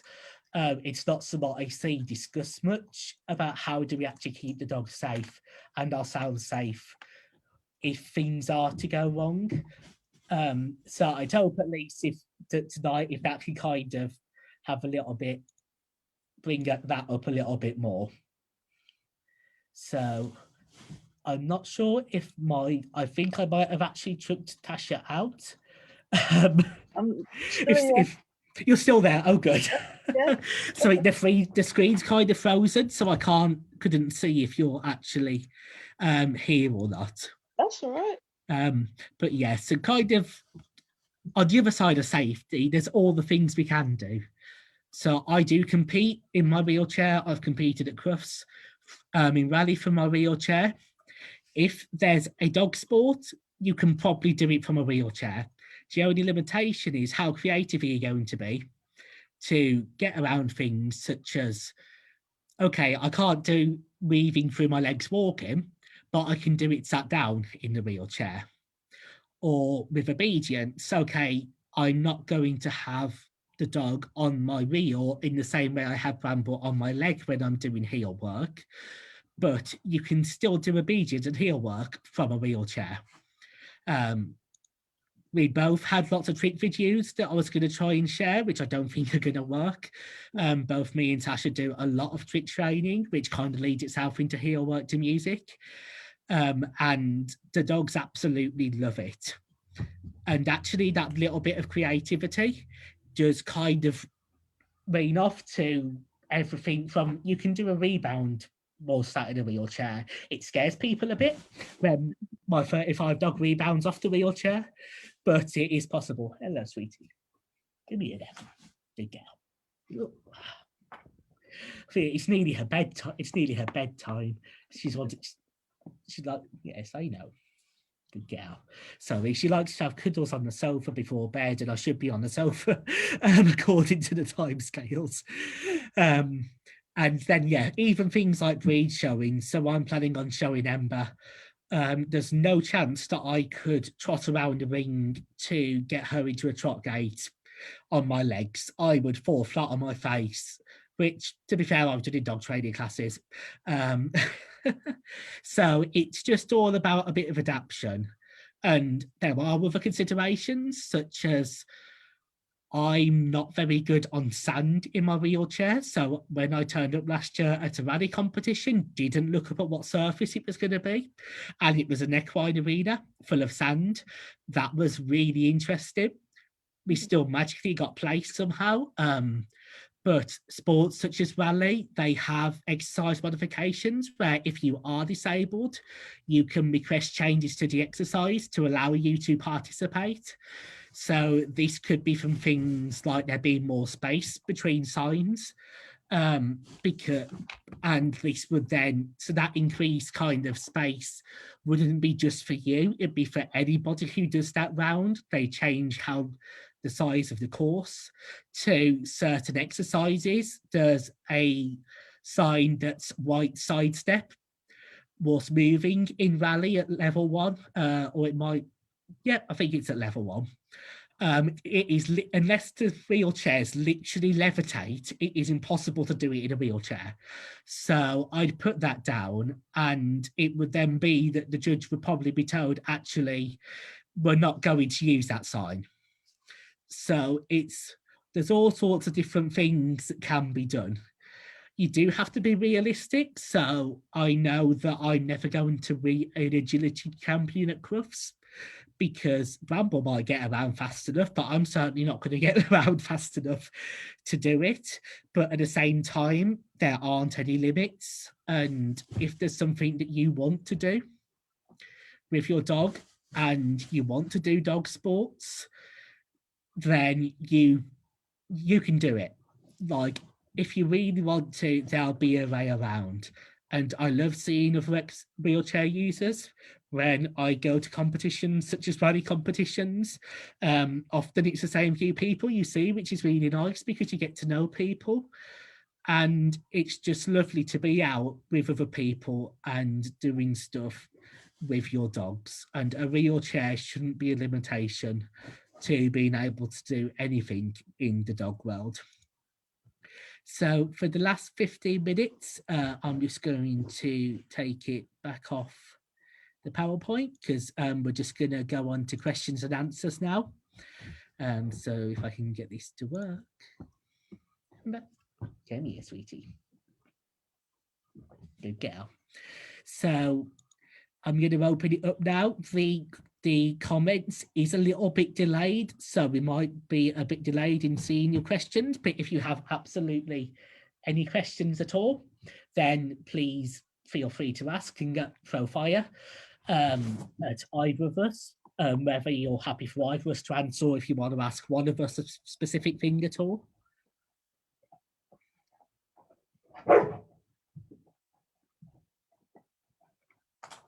And yeah, so Anne's my training assistant, and has had to be the person who deals with picking me up off the floor, sometimes quite literally, when things tend to go wrong, when I push myself with my help a little bit much. So yeah, don't do what I do. Actually, if you need your wheelchair, use it. Don't do what I do and say, no, I'm going to be fine. Actually, use the aids that you need to use. So this Sean's asking, have you found any different struggles working with different breeds with the wheelchair? So far, no. It is easier to run over the little dogs, so you have to be a little bit more aware of them. But I've not had any struggles so far. Often it's quicker in a wheelchair than you are walking, so dogs actually you're walking at a more of a pace that the dog more naturally does, whereas a really little dog might have to run to keep up with the wheelchair. But I've got big dogs, so it's not really been an issue at all for me. What about you, Tasha? No, I found little dogs, like I say, they have to trot, but then like you adjust your pace, sort of thing.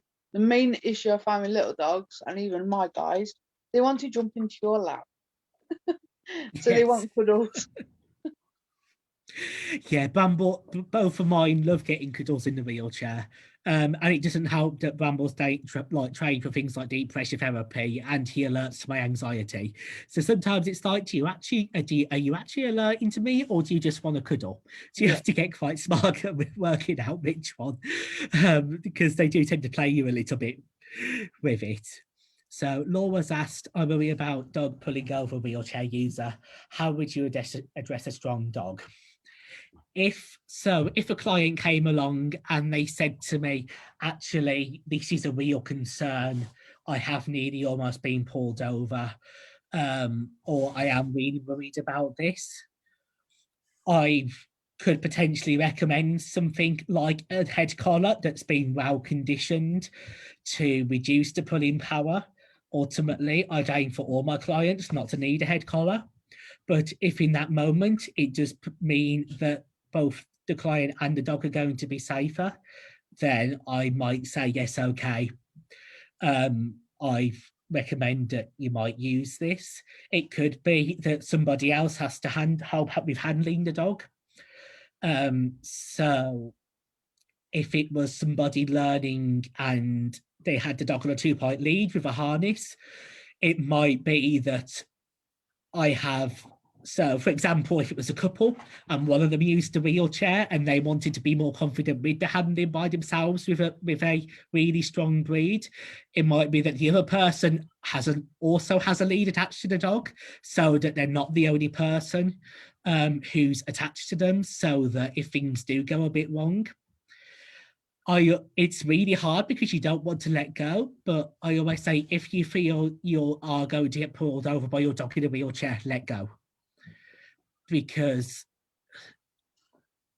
I'd say, okay, avoid it if you're on the main road, but ultimately it's going to be worse for your dog to drag you in the wheelchair into the road because you're not letting go than it is for them to go. They're more likely to make it to the other side if you let go. So it is a kind of, there's no sort of yes or no answer. I personally, because I don't believe in using collars such as e-collars and prong collars, I'd never use them as a solution. I believe there is always an alternative and better way. But Tasha, because your boys are pretty large. Yeah. Yeah, so they've always been on a harness, never halty. They pull Jamie more than they pull me. And so he's one walking, they pull him more. But then obviously I'm a trainer, I'm very switched on to them.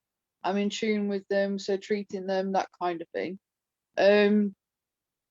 I've worked with a lot of large dogs in this area, so there's been lots of Cane Corsos and Prescanarios and I can never pronounce it properly, Napoleon Mastiffs.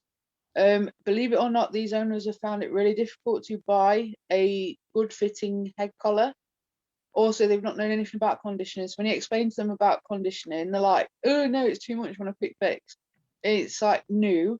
So use the opportunity for education as well, because I'm like Briar. So with my elderly clients, because I have a lot because of the area that I live in, If they want to use a head collar, then that's fine. I'll support them to do it as long as they do it properly and kindly, and they're not using it to hurt the dog. Because I have, when I've been driving, seen people yanking their dog and twisting their head, and like I get so angry, it infuriates me. When someone's been educated to use it properly, then that's fair enough, and the end game is still to take it off. But like I said, some people haven't even been able to find a head collar that fits, and not even wheelchair users. So some of these are elderly people again, because they like big dogs. Some people will always just be a big dog person, and it's not for us to say that dog's really not appropriate for you. So then what you do is, I open up dialogue and I say, how dedicated are you to your dog's training? And they're like, well, I don't want a dog to pull. And I say, so when you say you don't want a dog to pull, are you prepared to walk up and down your street every day for like 3 times through the day, and just walk up and down retreats, and you do check-ins and you work on your check-ins, and you add in your verbal cues later, and you set up a program just for loose lead walking, and then obviously you extend it, and trainers will know the protocol for this anyway. But it all comes back down to how dedicated they are, because we're only there for an hour or so. So it's down to us to teach them to the best of our ability to use their knowledge and toolbox wisely, so they have a good relationship with the dog. It's quite lucky here in the past 2 years, because we've had a dog field open up. So for these people, because you have to drive in Lincolnshire, you can't live here and not drive, because you'll never get anywhere. It's horrific, honestly. That's like another talk. But there is a dog field about 30 minutes away, so these people can drive and take the dog to the field, so the dog gets a really good blast off lead in a secure area, because obviously we don't want to encourage people to go to the parks around here where it's children based, and my town is also very anti-dogs, so nearly every park you'll go to say dogs must be kept on leads, no dogs permitted. So you have to bear that in mind as well. But it's just working with the owner in a way that suits them. And even like with people who turn up with slip leads and half chokes anyway, that I mean, I don't know a lot about them, and I'll probably be correct on this myself. But most of the people come in and the dogs are down here wearing the collar, and from what I know, it's supposed to be up here. So straight away, the poor dog's choking and everything. And you're saying, but wouldn't you want a better way to walk your dog? And I've been really, really lucky with the feedback I've had about like True Love Harness's Perfect Fit. Everyone said that they've been a godsend and have been a dream to work with, and I haven't had anybody revert back to the tools that they've been using. And then when people have struggled to get True Love because their dog's too big, I've referred them straight to Perfect Fit. And I say to them, yes, it is expensive, but it's a lot cheaper in the long run, because you're not going to keep buying things, replacing them, looking for a quick fix.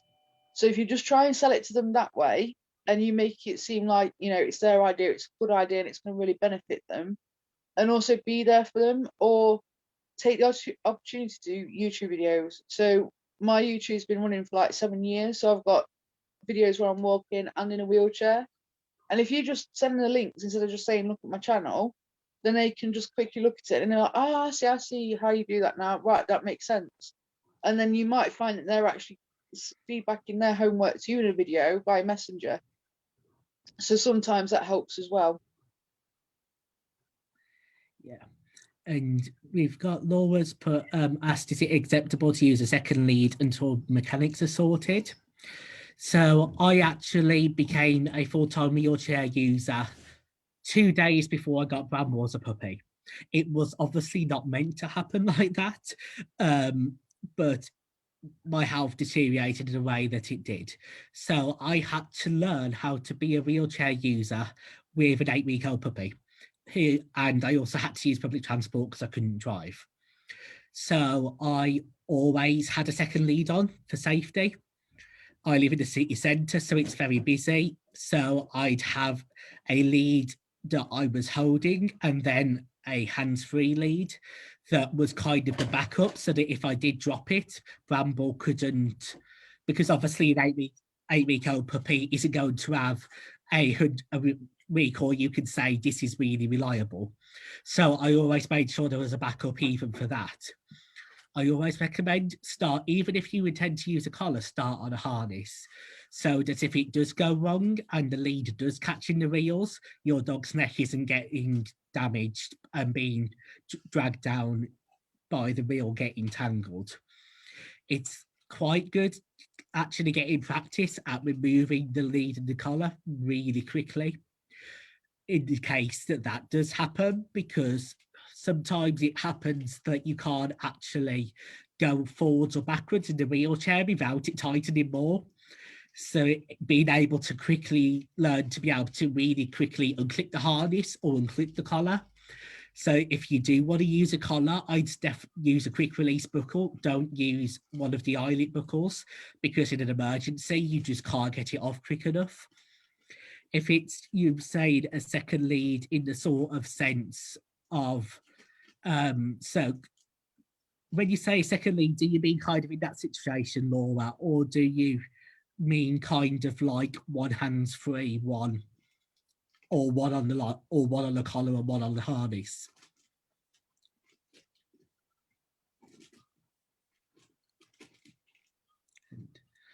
So I'm just going to skip the Sean because we've not got long left. And I'll answer Laura once you put up, asking any cues for especially the wheelchair. For me, the teaching the going behind is really important. The emergency stop, getting left and right turns on cue, because you kind of need to be able to make sure you can turn and not bring their toes over. So it's like, I know a lot of my assistants on clients who walk, when they're just out walking through the shops, they're not saying left, right, forwards, backwards. Whereas with a wheelchair, you kind of have to, because you've got to tell the dog where you're about to move this massive piece of metal in comparison to them. So those sort of commands as well, the like stop, forward, backwards, even if you don't use them day to day, they're really useful ones to kind of have as a wheelchair user. So Laura said both right, handler and trainer each have lead. So yeah, if you've got a trainer there with you, having them hold the lead whilst you, so it could be that actually you're training as though you're completely off lead, and the trainer is holding a longer line on for you, so that you know your dog is safe, but you're practicing without the lead, so you haven't got to worry to start with.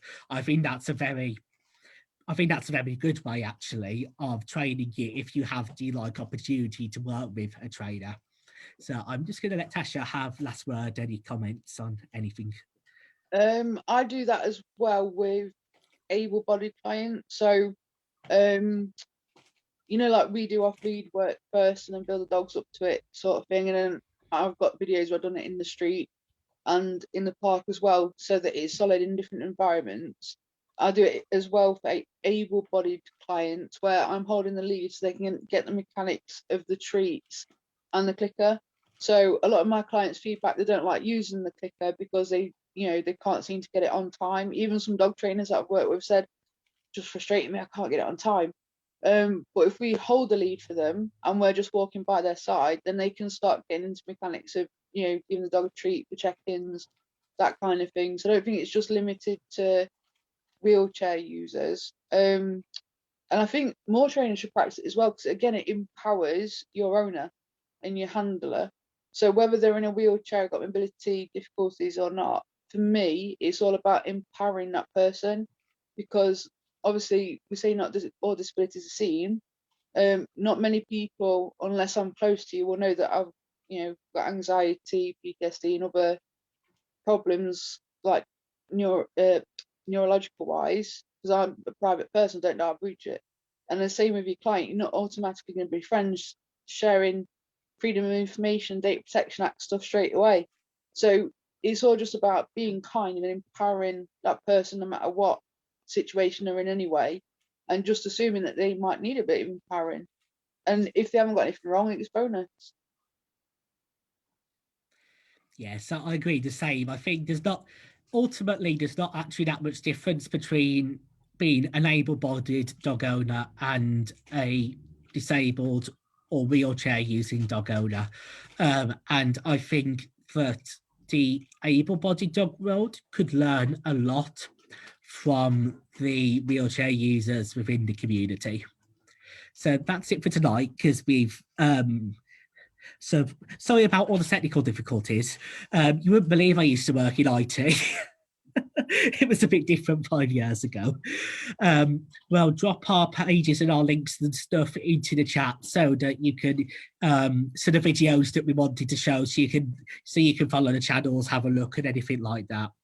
If you have any questions, then just drop either us a message. I do online training, and Tasha does as well. So if you are a wheelchair user and you're thinking, actually, I'd like to do some online training, then both of us can do it technically anywhere in the world, really, as long as we're awake at the same time.